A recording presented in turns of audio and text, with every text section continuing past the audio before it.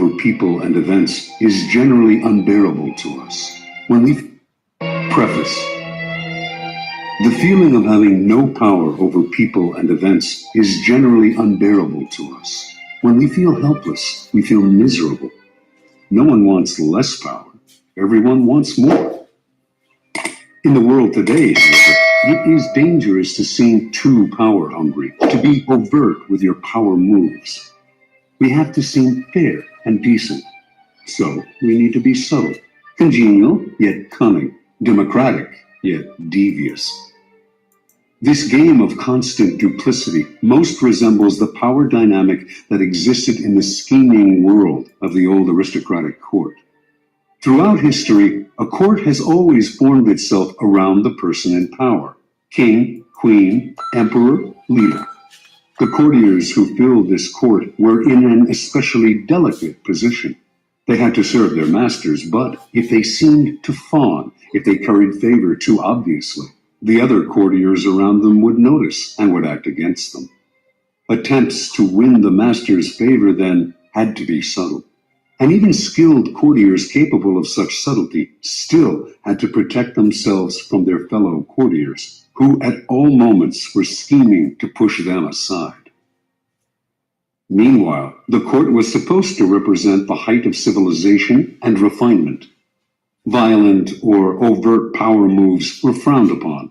Courtiers would work silently and secretly against any among them who used force. This was the courtier's dilemma. While appearing the very paragon of elegance, they had to outwit and thwart their own opponents in the subtlest of ways. The successful courtier learned over time to make all of his moves indirect. If he stabbed an opponent in the back, it was with a velvet glove on his hand and the sweetest of smiles on his face. Instead of using coercion or outright treachery, the perfect courtier got his way through seduction, charm, deception, and subtle strategy, always planning several moves ahead.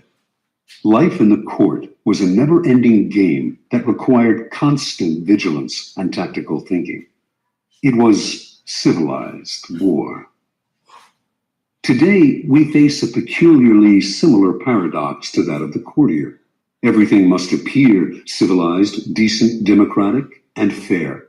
But if we play by those rules too strictly, if we take them too literally, we are crushed by those around us who are not so foolish.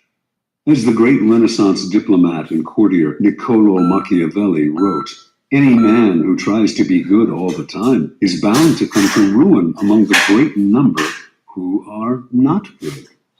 The court imagined itself the pinnacle of refinement, but underneath its glittering surface, a cauldron of dark emotions, greed, envy, lust, hatred, boiled and simmered. Our world today similarly imagines itself the pinnacle of fairness, yet the same ugly emotions still stir within us, as they have forever. The game is the same. Outwardly, you must seem to respect the niceties, but inwardly, unless you are a fool, you learn quickly to be prudent and to do as Napoleon advised: place your iron hand inside a velvet glove. If, like the courtier of times gone by, you can master the arts of indirection, learning to seduce, charm, deceive, and subtly outmaneuver your opponents, you will attain the heights of power. You will be able to make people bend to your will without their realizing what you have done. And if they do not realize what you have done, they will neither resent nor resist you. To some people, the notion of consciously playing power games, no matter how indirect, seems evil, asocial, a relic of the past. They believe they can opt out of the game by behaving in ways that have nothing to do with power. You must beware of such people. They are often among the most adept players at power. They utilize strategies that cleverly disguise the nature of the manipulation involved. These types, for example, will often display their weakness and lack of power as a kind of moral virtue. But true powerlessness, without any motive of self-interest, would not publicize its weakness to gain sympathy or respect. Making a show of one's weakness is actually a very effective strategy, subtle and deceptive, in the game of power. Another strategy of the supposed non-player is to demand equality in every area of life. Everyone must be treated alike, whatever their status and strength. But if, to avoid the taint of power, you attempt to treat everyone equally and fairly, you will confront the problem that some people do certain things better than others. Treating everyone equally means ignoring their differences, elevating the less skillful, and suppressing those who excel.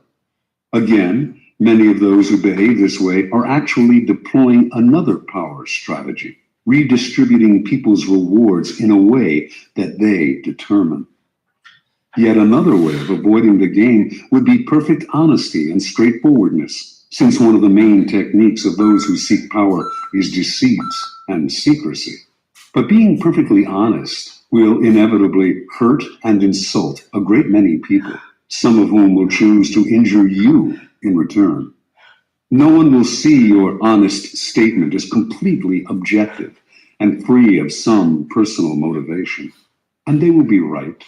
In truth, the use of honesty is indeed a power strategy intended to convince people of one's noble, good-hearted, selfless character. It is a form of persuasion, even a subtle form of coercion. Finally, those who claim to be non-players may affect an air of naivete to protect them from the accusation that they are after power. Beware again, however, for the appearance of naivete can be an effective means of deceit, and even genuine naivete is not free of the snares of power. Children may be naive in many ways, but they often act from an elemental need to gain control over those around them. Children suffer greatly from feeling powerless in the adult world, and they use any means available to get their way. Genuinely innocent people may still be playing for power and are often horribly effective at the game, since they are not hindered by reflection. Once again, those who make a show or display of innocence are the least innocent of all. You can recognize these supposed non-players by the way they flaunt their moral qualities, their piety, their exquisite sense of justice. But since all of us hunger for power, and almost all of our actions are aimed at gaining it, the non-players are merely throwing dust in our eyes, distracting us from their power plays with their air of moral superiority.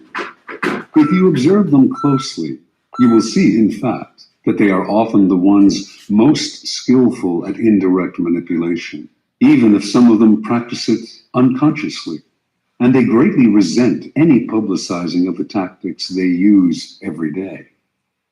If the world is like a giant scheming court and we are trapped inside it, there is no use in trying to opt out of the game. That will only render you powerless, and powerlessness will make you miserable.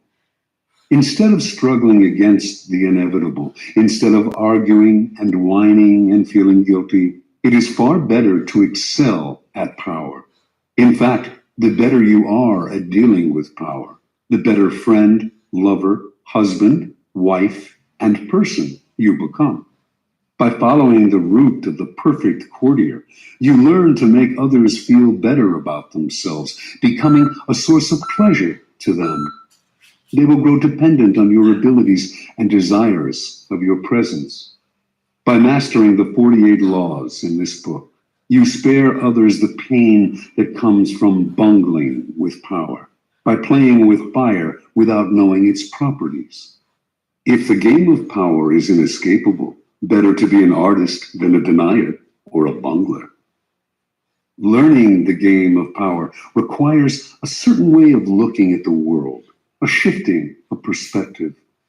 It takes effort and years of practice, for much of the game may not come naturally. Certain basic skills are required, and once you master these skills, you will be able to apply the laws of power more easily. The most important of these skills and power's crucial foundation is the ability to master your emotions. An emotional response to a situation is the single greatest barrier to power. A mistake that will cost you a lot more than any temporary satisfaction you might gain by expressing your feelings. Emotions cloud reason, and if you cannot see the situation clearly, you cannot prepare for and respond to it with any degree of control. Anger is the most destructive of emotional responses, for it clouds your vision the most. It also has a ripple effect that invariably makes situations less controllable and heightens your enemy's resolve. If you are trying to destroy an enemy who has hurt you, far better to keep him off guard by feigning friendliness than showing your anger. Love and affection are also potentially destructive in that they blind you to the often self-serving interests of those whom you least suspect of playing a power game. You cannot repress anger or love, or avoid feeling them, and you should not try, but you should be careful about how you express them. And most important, they should never influence your plans and strategies in any way. Related to mastering your emotions is the ability to distance yourself from the present moment and think objectively about the past and future.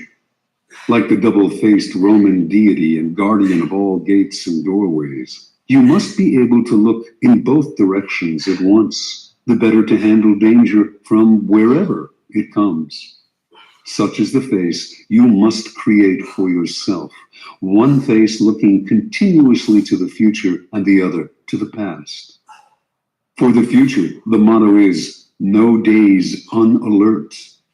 Nothing should catch you by surprise because you are constantly imagining problems before they arise. Instead of spending your time dreaming of your plan's happy ending, you must work on calculating every possible permutation and pitfall that might emerge in it. The further you see, the more steps ahead you plan, the more powerful you become. The other face of Janus looks constantly to the past, though not to remember past hurts or bear grudges.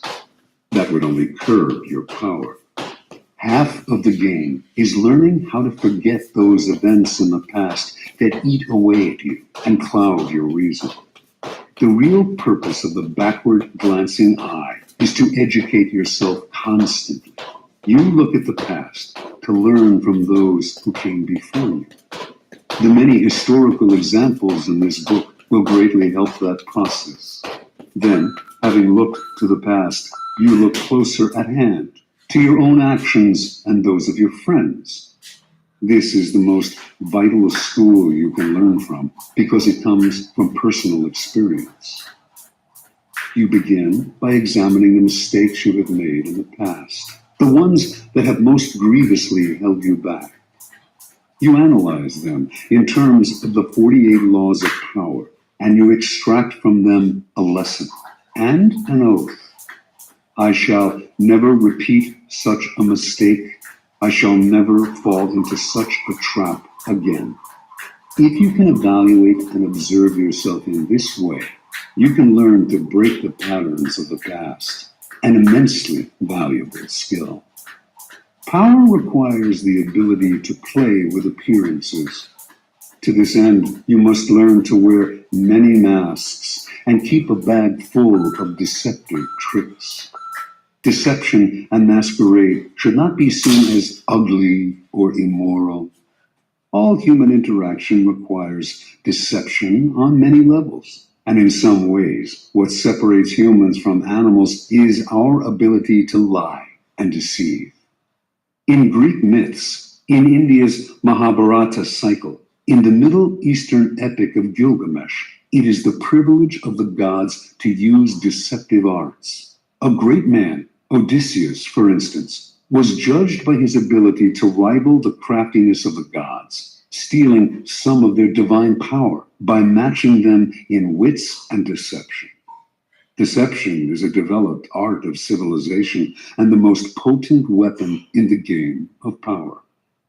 You cannot succeed at deception unless you take a somewhat distanced approach to yourself, unless you can be many different people wearing the mask that the day and the moment require. With such a flexible approach to all appearances, including your own, you lose a lot of the inward heaviness that holds people down. Make your face as malleable as the actors. Work to conceal your intentions from the others. Practice luring people into traps. Playing with appearances and mastering arts of deception are among the aesthetic pleasures of life. They are also key components in the acquisition of power. If deception is the most potent weapon in your arsenal, then patience in all things is your crucial shield. Patience will protect you from making moronic blunders. Like mastering your emotions, patience is a skill. It does not come naturally, but nothing about power is natural. Power is more godlike than anything in the natural world. And patience is the supreme virtue of the gods who have nothing but time.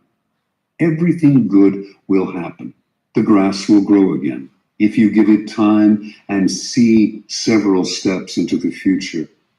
Impatience, on the other hand, only makes you look weak. It is a principal impediment to power. Power is essentially amoral, and one of the most important skills to acquire is the ability to see circumstances rather than good or evil. Power is a game. This cannot be repeated too often. And in games, you do not judge your opponents by their intentions, but by the effect of their actions. You measure their strategy and their power by what you can see and feel. How often are someone's intentions made the issue only to cloud and deceive? What does it matter if another player, your friend or rival, intended good things and had only your interests at heart if the effects of his action lead to so much ruin and confusion? It is only natural for people to cover up their actions with all kinds of justifications, always assuming that they have acted out of goodness. You must learn to inwardly laugh each time you hear this and never get caught up in gauging someone's intentions and actions through a set of moral judgments that are really an excuse for the accumulation of power. It is a game. Your opponent sits opposite you. Both of you behave as gentlemen or ladies, observing the rules of the game and taking nothing personally. You play with a strategy and you observe your opponent's moves with as much calmness as you can muster. In the end, you will appreciate the politeness of those you are playing with more than their good and sweet intentions. Train your eye to follow the results of their moves, the outward circumstances, and do not be distracted by anything else. Half of your mastery of power comes from what you do not do, what you do not allow yourself to get dragged into. For this skill, you must learn to judge all things by what they cost you. As Nietzsche wrote, the value of a thing sometimes lies not in what one attains with it, but in what one pays for it, what it costs us. Perhaps you will attain your goal, and a worthy goal at that, but at what price? Apply this standard to everything, including whether to collaborate with other people to come to their aid. In the end, life is short, opportunities are few, and you have only so much energy to draw on. And in this sense, time is as important a consideration as any other. Never waste valuable time or mental peace of mind on the affairs of others. That is too high a price to pay. Power is a social game. To learn and master it, you must develop the ability to study and understand people. As the great 17th century thinker and courtier Balthazar Gracian wrote, Many people spend time studying the properties of animals or herbs. How much more important it would be to study those of people with whom we must live or die. To be a master player, you must also be a master psychologist. You must recognize motivations and see through the cloud of dust with which people surround their actions. An understanding of people's hidden motives is the single greatest piece of knowledge you can have in acquiring power. It opens up endless possibilities of deception, seduction, and manipulation. People are of infinite complexity, and you can spend a lifetime watching them without ever fully understanding them. So it is all the more important then to begin your education now. In doing so, you must also keep one principle in mind. Never discriminate as to whom you study and whom you trust. Never trust anyone completely and study everyone, including friends and loved ones. Finally, you must learn always to take the indirect route to power. Disguise your cunning like a billiard ball that caroms several times before it hits its target. Your moves must be planned and developed in the least obvious way. By training yourself to be indirect, you can thrive in the modern court, appearing the paragon of decency while being the consummate manipulator. Consider the 48 Laws of Power, a kind of handbook on the arts of indirection. The laws are based on the writings of men and women who have studied and mastered the game of power. These writings span a period of more than 3,000 years and were created in civilizations as disparate as ancient China and Renaissance Italy. Yet they share common threads and themes, together hinting at an essence of power that has yet to be fully articulated. The 48 Laws of Power are the distillation of this accumulated wisdom gathered from the writings of the most illustrious strategists, statesmen, courtiers, seducers, and con artists in history. The laws have a simple premise. Certain actions almost always increase one's power, the observance of the law, while others decrease it and even ruin us, the transgression of the law. These transgressions and observances are illustrated by historical examples. The laws are timeless and definitive. The 48 Laws of Power can be used in several ways. By listening to this program straight through, you can learn about power in general. Although several of the laws may seem not to pertain directly to your life, in time you will probably find that all of them have some application and that, in fact, they are interrelated. By getting an overview of the entire subject, you will best be able to evaluate your own past actions and gain a greater degree of control over your immediate affairs.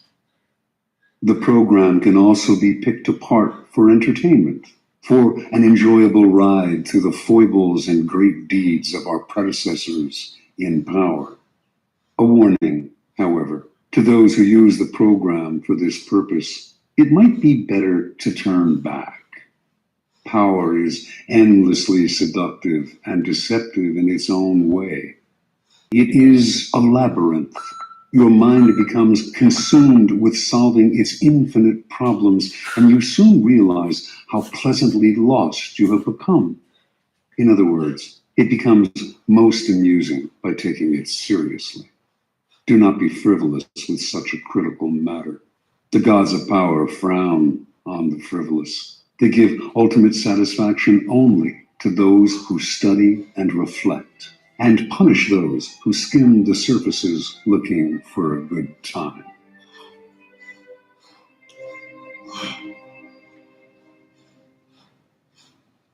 Law 1.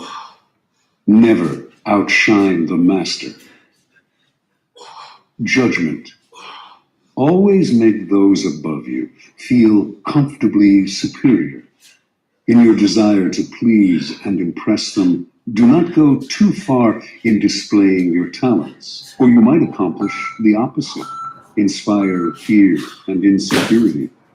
Make your masters appear more brilliant than they are, and you will attain the heights of power. Transgression of the law. Nicolas Fouquet, Louis XIV's finance minister in the first years of his reign, was a generous man who loved lavish parties, pretty women, and poetry. He also loved money, for he led an extravagant lifestyle. Fouquet was clever and very much indispensable to the king.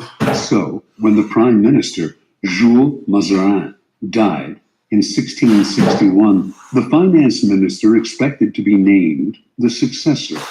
Instead, the king decided to abolish the position. This and other signs made Fouquet suspect that he was falling out of favor, and so he decided to ingratiate himself with the king by staging the most spectacular party the world had ever seen. The party's ostensible purpose would be to commemorate the completion of Fouquet's chateau, Vaux-le-Vicomte, but its real function was to pay tribute to the king, the guest of honor. The most brilliant nobility of Europe and some of the greatest minds of the time, La Fontaine, La Rochefoucauld, Madame de Sévigné, attended the party. Molière wrote a play for the occasion in which he himself was to perform at the evening's conclusion. The party began with a lavish 7-course dinner featuring foods from the Orient never before tasted in France, as well as new dishes created especially for the night. The meal was accompanied with music commissioned by Fouquet to honor the king. After dinner, there was a promenade through the chateau's gardens. The grounds and fountains of Vaux-le-Vicomte were to be the inspiration for Versailles. Fouquet personally accompanied the young king through the geometrically aligned arrangements of shrubbery and flower beds.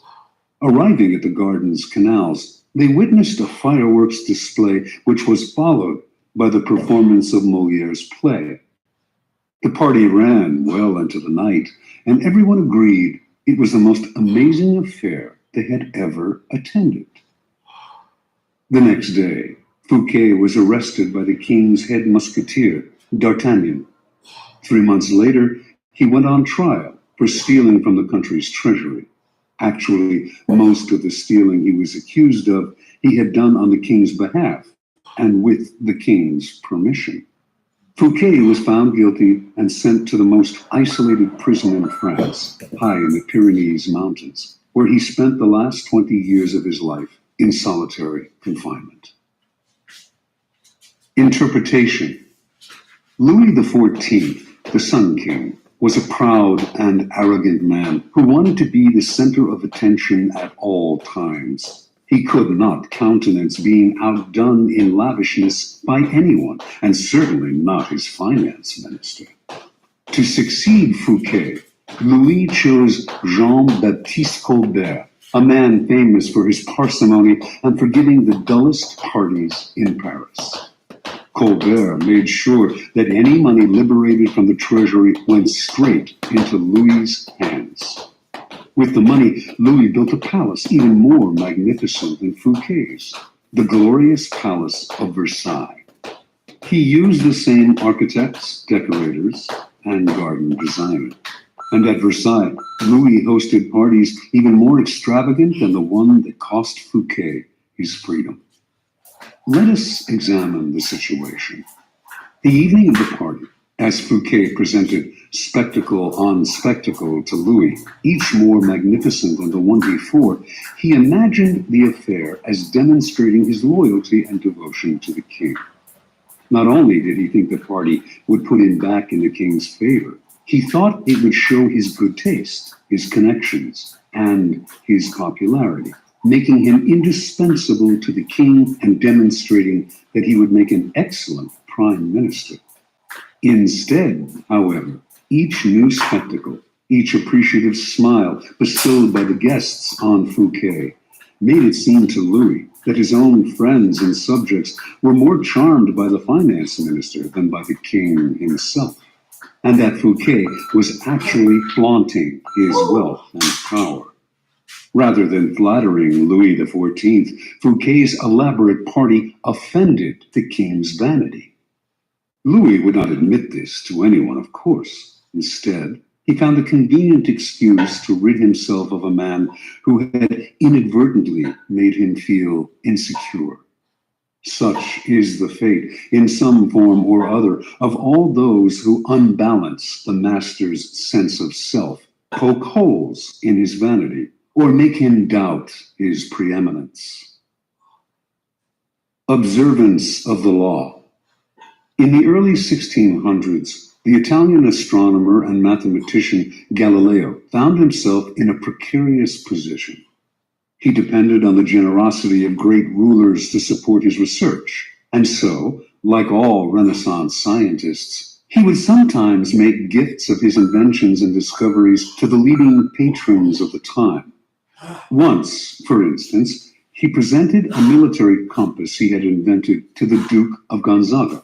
Then, he dedicated a book explaining the use of the compass to the Medicis. Both rulers were grateful, and through them, Galileo was able to find more students to teach. No matter how great the discovery, however, his patrons usually paid him with gifts, not cash. This made for a life of constant insecurity and dependence. There must be an easier way, he thought. Galileo hit on a new strategy in 1610 when he discovered the moons of Jupiter. Instead of dividing the discovery among his patrons, giving one the telescope he had used, dedicating a book to another, and so on, as he had done in the past, he decided to focus exclusively on the Medicis. He chose the Medicis for one reason. Shortly after Cosimo I had established the Medici dynasty in 1540, he had made Jupiter, the mightiest of the gods, the Medici symbol, a symbol of a power that went beyond politics and banking, one linked to ancient Rome and its divinities. Galileo turned his discovery of Jupiter's moons into a cosmic event honoring the Medici's greatness. Shortly after the discovery, he announced that the bright stars, the moons of Jupiter, offered themselves in the heavens to his telescope at the same time as Cosimo II's enthronement. He said that the number of the moons, 4, harmonized with the number of the Medicis. Cosimo II had 3 brothers, and that the moons orbited Jupiter as these 4 suns revolved around Cosimo I, the dynasty's founder. More than coincidence, this showed that the heavens themselves reflected the ascendancy of the Medici family. After he dedicated the discovery to the Medicis, Galileo commissioned an emblem representing Jupiter sitting on a cloud with the 4 stars circling about him, and presented this to Cosimo II as a symbol of his link to the stars. In 1610, Cosimo II made Galileo his official court philosopher and mathematician with a full salary. For a scientist, this was the coup of a lifetime. The days of begging for patronage were over. Interpretation. In one stroke, Galileo gained more with his new strategy than he had in years of begging. The reason is simple. All masters want to appear more brilliant than other people. The producer of a great work wants to feel he is more than just the provider of the financing. He wants to appear creative and powerful, and also more important than the work produced in his name. Instead of insecurity, you must give him glory. Galileo did not challenge the intellectual authority of the Medicis with his discovery, or make them feel inferior in any way. By literally aligning them with the stars, he made them shine brilliantly among the courts of Italy. He did not outshine the master. He made the master outshine all others. keys to power. When it comes to power, outshining the master is perhaps the worst mistake of all. Do not fool yourself into thinking that life has changed much since the days of Louis XIV and the Medicis.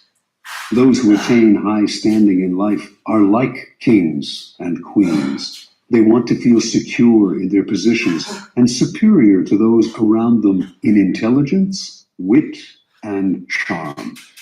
It is a deadly but common misperception to believe that by displaying and vaunting your gifts and talents, you are winning the master's affection. He may feign appreciation, but at his first opportunity, he will replace you with someone less intelligent, less attractive, less threatening, just as Louis XIV replaced the sparkling Fouquet with the bland Colbert. And as with Louis, he will not admit the truth, but will find an excuse to rid himself of your presence. This law involves two rules that you must realize. First, you can inadvertently outshine a master simply by being yourself. There are masters who are more insecure than others, monstrously insecure. You may naturally outshine them by your charm and grace. No one had more natural talents than Astore Manfredi, Prince of Faenza. The most handsome of all the young princes of Italy, he captivated his subjects with his generosity and open spirit. In the year 1500, Cesare Borgia laid siege to Faenza. When the city surrendered, the citizens expected the worst from the cruel Borgia, who, however, decided to spare the town. He simply occupied its fortress, executed none of its citizens, and allowed Prince Manfredi, 18 at the time, to remain with his court in complete freedom. A few weeks later, though, soldiers hauled Astore Manfredi away to a Roman prison. A year after that, his body was fished out of the river Tiber, a stone tied around his neck. Borgia justified the horrible deed with some sort of trumped-up charge of treason and conspiracy. But the real problem was that he was notoriously vain and insecure. The young man was outshining him without even trying. Given Manfredi's natural talents, the prince's mere presence made Borgia seem less attractive and charismatic.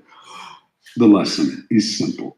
If you cannot help being charming and superior, you must learn to avoid such monsters of vanity.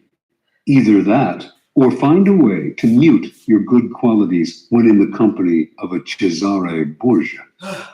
Second, never imagine that because the master loves you, you can do anything you want.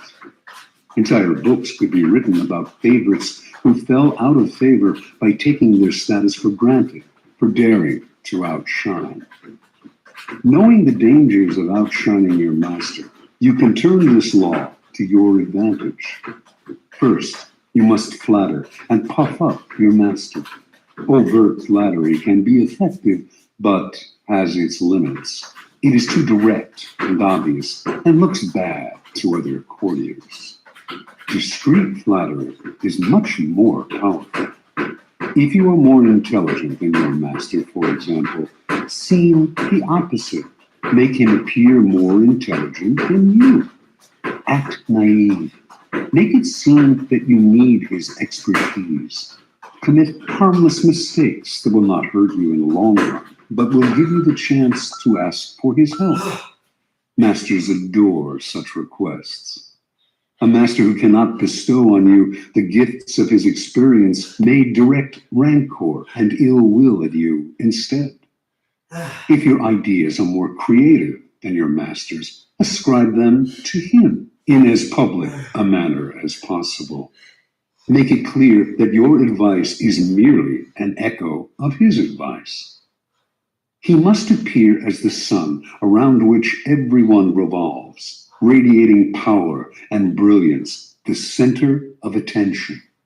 If you are thrust into the position of entertaining him, a display of your limited means may win you his sympathy. Any attempt to impress him with your grace and generosity can prove fatal. Learn from Fouquet or pay the price. In all of these cases, it is not a weakness to disguise your strengths if, in the end, they lead to power. By letting others outshine you, you remain in control instead of being a victim of their insecurity. All come in handy the day you decide to rise above your inferior status. If, like Galileo, you can make your master shine even more in the eyes of others, then you are a godsend, and you will be instantly promoted.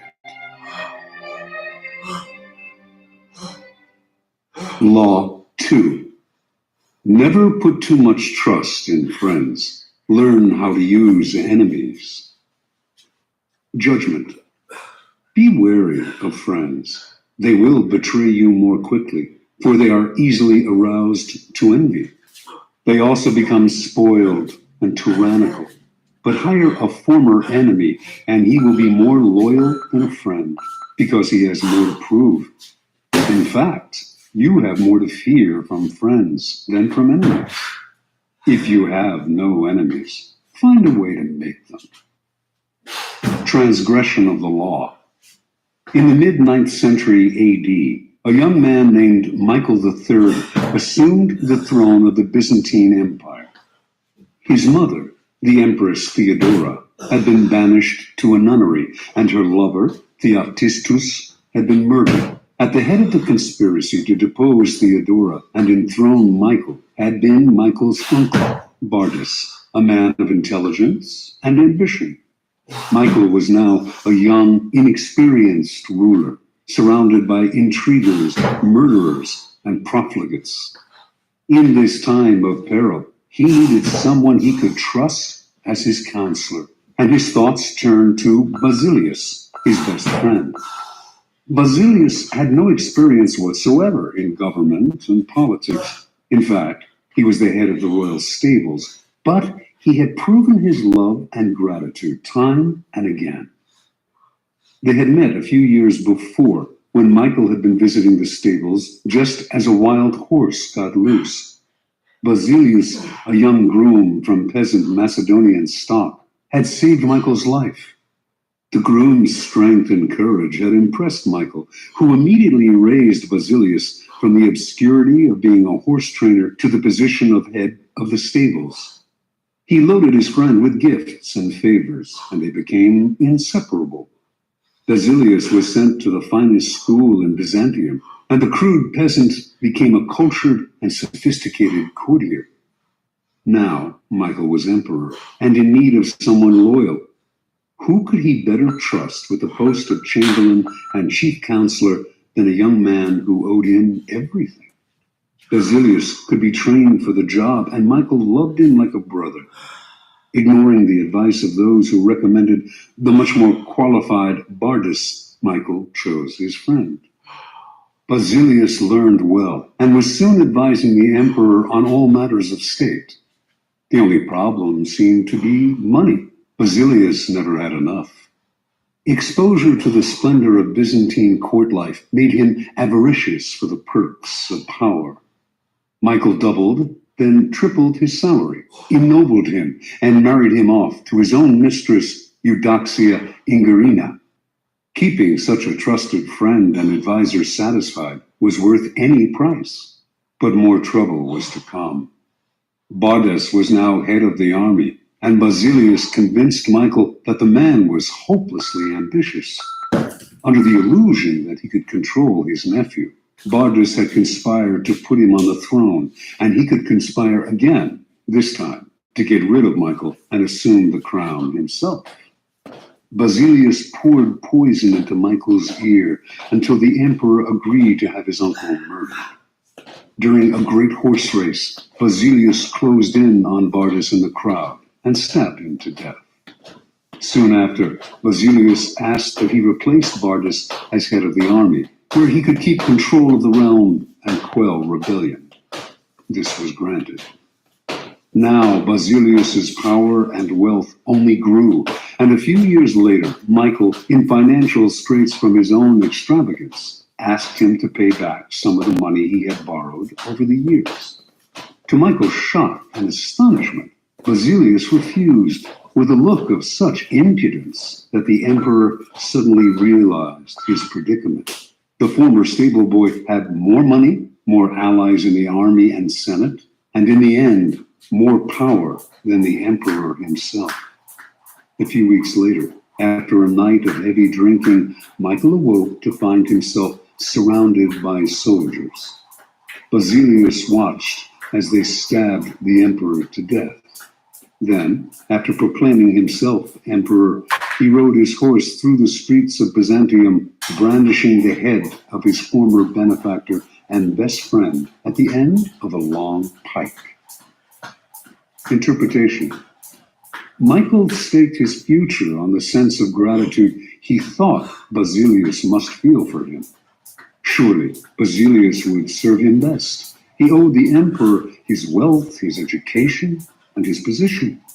It was only on the fateful day when the emperor saw that impudent smile on Basilius's face that he realized his deadly mistake. He had created a monster. He had allowed a man to see power up close, a man who then wanted more, who asked for anything and got it, who felt encumbered by the charity he had received, and simply did what many people do in such a situation. They forget the favors they have received and imagine they have earned their success by their own merits. At Michael's moment of realization, he could still have saved his own life, but friendship and love blind every man to their interests. Nobody believes a friend can betray, and Michael went on disbelieving until the day his head ended up on a pike. Keys to power. It is natural to want to employ your friends when you find yourself in times of need. The world is a harsh place, and your friends soften the harshness. Besides, you know them. Why depend on a stranger when you have a friend at hand? The problem is that you often do not know your friends as well as you imagine. When you decide to hire a friend, you gradually discover the qualities he or she has kept hidden. Strangely enough, it is your act of kindness that unbalances everything. People want to feel they deserve their good fortune. The receipt of a favor can become oppressive. It means you have been chosen because you are a friend, not necessarily because you are deserving. There is almost a touch of condescension in the act of hiring friends that secretly afflicts them. The injury will come out slowly. A little more honesty, flashes of resentment and envy here and there, and before you know it, your friendship fades. The more favors and gifts you supply to revive the friendship, the less gratitude you receive. All working situations require a kind of distance between people. You are trying to work, not make friends. Friendliness, real or false, only obscures that fact. The key to power, then, is the ability to judge who is best able to further your interests in all situations. Keep friends for friendship, but work with the skilled and competent. Whenever you can, bury the hatchet with an enemy and make a point of putting him in your service. Never let the presence of enemies upset or distress you. You are far better off with a declared opponent or two than not knowing where your real enemies lie. The man of power welcomes conflict, using enemies to enhance his reputation as a sure-footed fighter who can be relied upon in times of uncertainty. Law 3.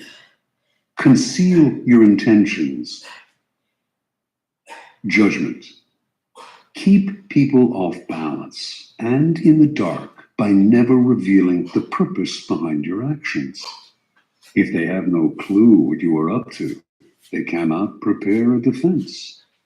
Guide them far enough down the wrong path, Envelop them in enough smoke, and by the time they realize your intentions, it will be too late.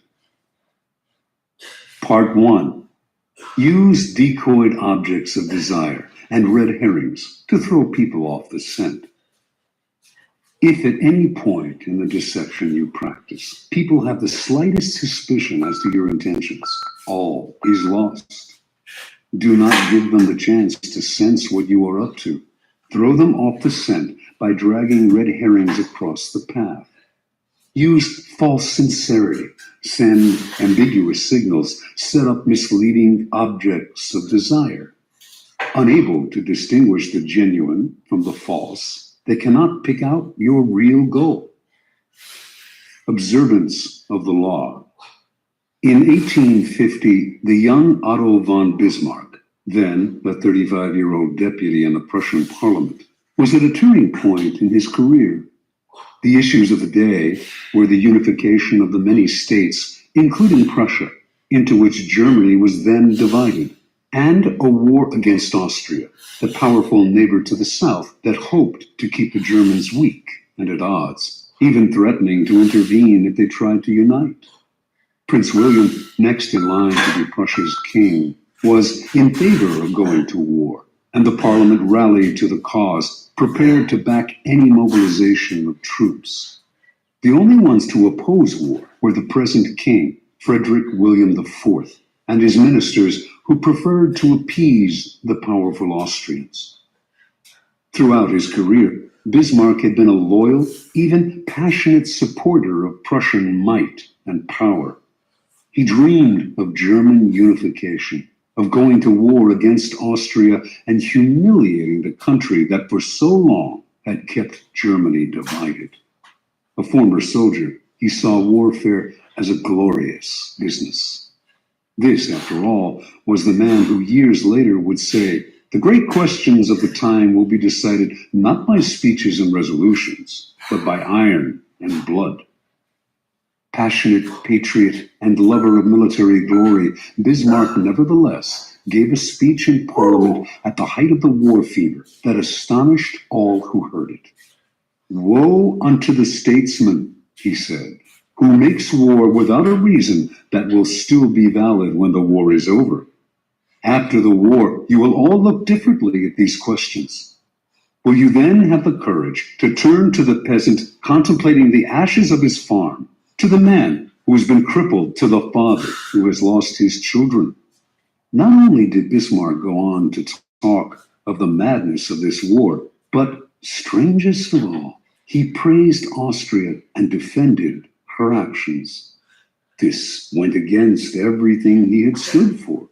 The consequences were immediate. Bismarck was against the war. What could this possibly mean? Other deputies were confused, and several of them changed their votes. Eventually, the king and his ministers won out, and war was averted. A few weeks after Bismarck's infamous speech, the king, grateful that he had spoken for peace, made him a cabinet minister. A few years later, he became the Prussian premier. In this role, he eventually led his country and a peace-loving king into a war against Austria, crushing the former empire and establishing a mighty German state, with Prussia at its head. Interpretation. At the time of his speech in 1850, Bismarck made several calculations. First, he sensed that the Prussian military, which had not kept pace with other European armies, was unready for war, that Austria, in fact, might very well win, a disastrous result for the future. Second, if the war were lost and Bismarck had supported it, his career would be gravely jeopardized. The king and his conservative ministers wanted peace. Bismarck wanted power.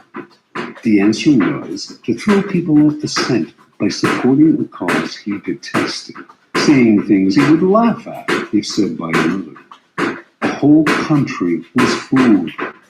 It was because of Bismarck's speech that the king made him a minister, a position from which he quickly rose to be prime minister, attaining the power to strengthen the Prussian military and accomplish what he had wanted all along: the humiliation of Austria and the unification of Germany under Prussia's leadership. Through insincerity and misleading signals, he deceived everyone, concealed his purpose, and attained everything he wanted. Such is the power of hiding your intentions. Keys to power. Most people are open books.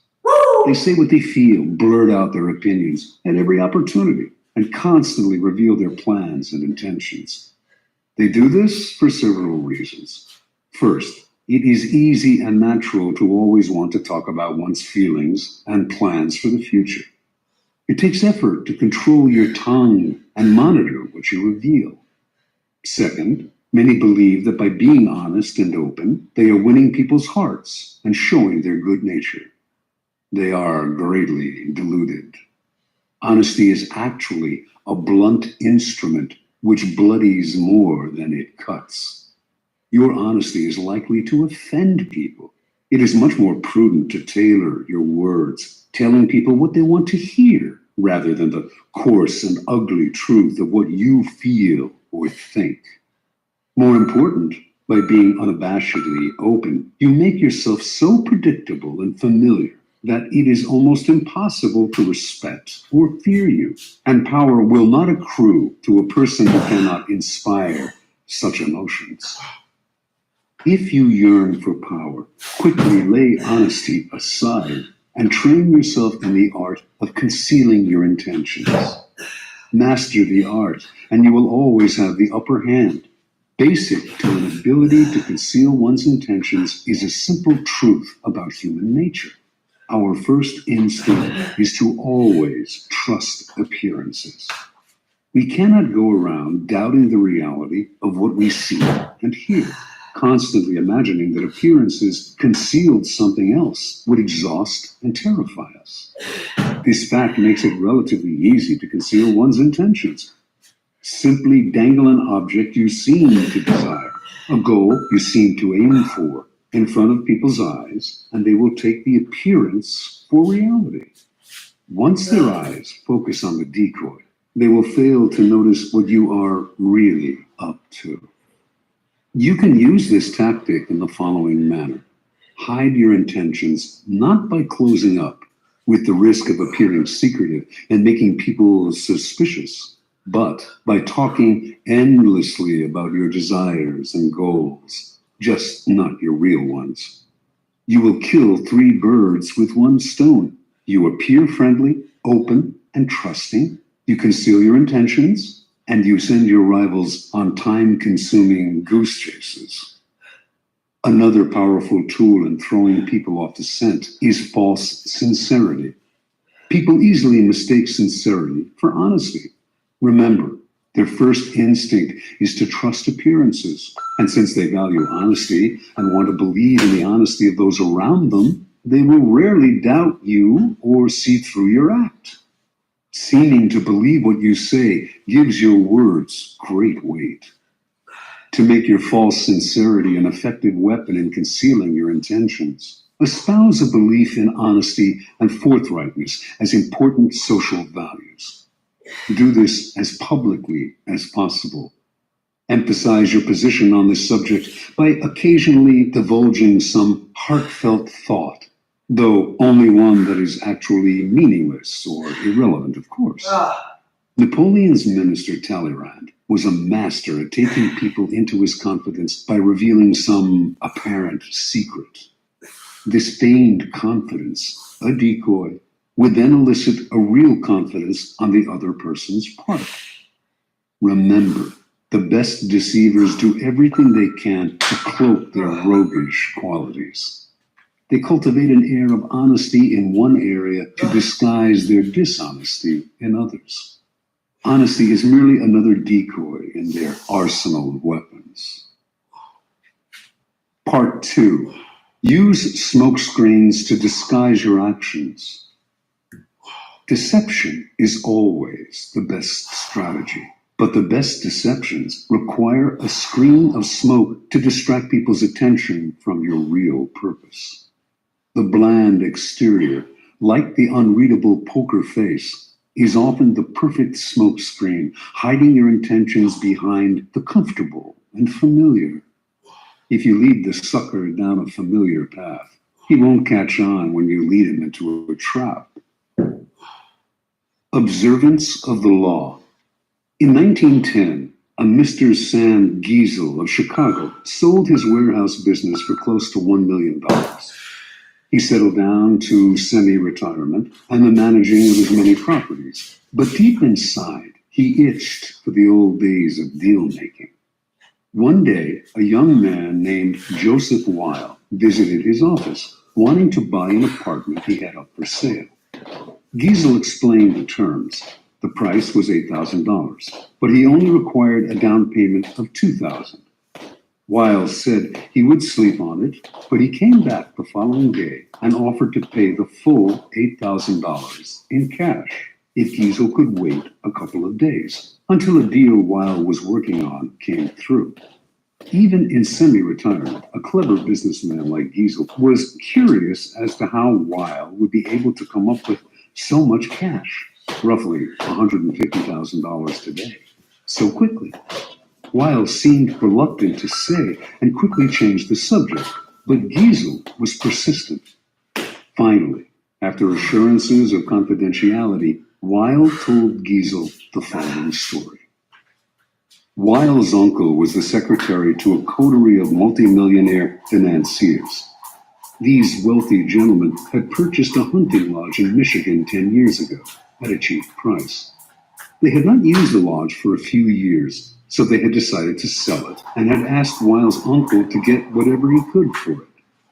For reasons, good reasons, of his own, the uncle had been nursing a grudge against the millionaires for years. This was his chance to get back at them. He would sell the property for $35,000 to a setup man, whom it was Weil's job to find. The financiers were too wealthy to worry about this low price. The setup man would then turn around and sell the property again for its real price, around $155,000. The uncle, Weil, and the third man would split the profits from this second sale. It was all legal and for a good cause, the uncle's just retribution. Giesel had heard enough. He wanted to be the setup buyer. Weil was reluctant to involve him, but Giesel would not back down. The idea of a large profit plus a little adventure had him champing at the bit. Weil explained that Giesel would have to put up the $35,000 in cash to bring the deal off. Giesel, a millionaire, said he could get the money with the snap of his fingers. Weil finally relented and agreed to arrange a meeting between the uncle, Giesel, and the financiers in the town of Galesburg, Illinois. On the train ride to Galesburg, Giesel met the uncle, an impressive man with whom he avidly discussed business. Weil also brought along a companion, a somewhat paunchy man named George Gross. Weil explained to Giesel that he himself was a boxing trainer, that Gross was one of the promising prize fighters he trained, and that he had asked Gross to come along to make sure the fighter stayed in shape. A promising fighter, Gross was unimpressive looking. He had gray hair and a beer belly, but Giesel was so excited about the deal that he didn't really think about the man's flabby appearance. Once in Galesburg, Weil and his uncle went to fetch the financiers, while Giesel waited in a hotel room with Gross, who promptly put on his boxing trunks. As Giesel half-watched, Gross began to shadow box. Distracted as he was, Giesel ignored how badly the boxer wheezed after a few minutes of exercise, although his style seemed real enough. An hour later, Weil and his uncle reappeared with the financiers, an impressive, intimidating group of men, all wearing fancy suits. The meeting went well, and the financiers agreed to sell the lodge to Giesel, who had already had the $35,000 wired to a local bank. This minor business now settled, the financiers sat back in their chairs and began to banter about high finance, throwing out the name J.P. Morgan as if they knew the man. Finally, one of them noticed the boxer in the corner of the room. Weil explained what he was doing there. The financier countered that he too had a boxer in his entourage, whom he named. Weil laughed brazenly and exclaimed that his man could easily knock out their man. Conversation escalated into argument. In the heat of passion, Weil challenged the men to a bet. The financiers eagerly agreed and left to get their men ready for a fight the next day. As soon as they had left, the uncle yelled at Weil right in front of Giesel. They did not have enough money to bet with, and once the financiers discovered this, the uncle would be fired. Weil apologized for getting him in this mess, but he had a plan. He knew the other boxer well, and with a little bribe, they could fix the fight. But where would the money come from for the bet? The uncle replied. Without it, they were as good as dead. Finally, Giesel had heard enough. Unwilling to jeopardize his deal with any ill will, he offered his own $35,000 cash for part of the bet. Even if he lost that, he would wire for more money and still make a profit on the sale of the lodge. The uncle and nephew thanked him. With their own $15,000 and Giesel's $35,000, they would manage to have enough for the bet. That evening, as Giesel watched the two boxers rehearse the fix in the hotel room, his mind reeled at the killing he was going to make from both the boxing match and the sale of the lodge. The fight took place in a gym the next day. Weil handled the cash, which was placed for security in a locked box. Everything was proceeding as planned in the hotel room. The financiers were looking glum at how badly their fighter was doing, and Giesel was dreaming about the easy money he was about to make. Then, suddenly, a wild swing by the financier's fighter hit Gross hard on the face, knocking him down. When he hit the canvas, blood spurted from his mouth. He coughed, then lay still. One of the financiers, a former doctor, checked his pulse. He was dead. The millionaires panicked. Everyone had to get out before the police arrived. They could all be charged with murder. Terrified, Giesel hightailed it out of the gym and back to Chicago, leaving behind his $35,000, which he was only too glad to forget, for it seemed a small price to pay to avoid being implicated in a crime. He never wanted to see Weil or any of the others again. After Giesel scurried out, Gross stood up under his own steam. The blood that had spurted from his mouth came from a ball filled with chicken blood and hot water that he had hidden in his cheek. The whole affair had been masterminded by Weil, better known as the Yellow Kid, one of the most creative con artists in history. Weil split the $35,000 with the financiers and the boxers, all fellow con artists, a nice little profit for a few days' work.